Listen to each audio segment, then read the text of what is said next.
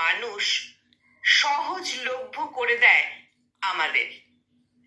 সহজলভ্য ভেবে নিয়ে যা খুশি তাই আবদার মিটিয়ে নেওয়া যায়। ক্ষত বিক্ষত করা যায়, মিষ্টি কথায় কড়া ভাষায় অপমান করে দেওয়া যায়।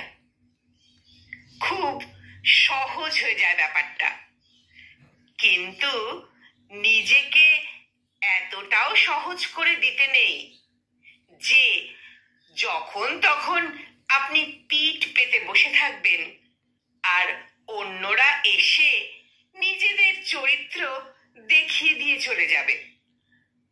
রাশ টানুন সবার আগে নিজের ওপর, তারপর তো বাকিরা রইলই। জলের মতো সহজ হবেন ঠিকই, কিন্তু যে পাত্রে জল থাকে সেই পাত্রের মতো কঠিনও হতে শিখুন।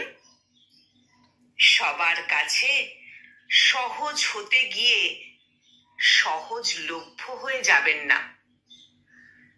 সহজ ও সহজলভ্য হয়ে ওঠার সূক্ষ্ম সীমারেখাটা আগে বুঝতে শিখুন, তাহলে অন্য কেউ সেই সীমারেখা অতিক্রম করার আগে হাজার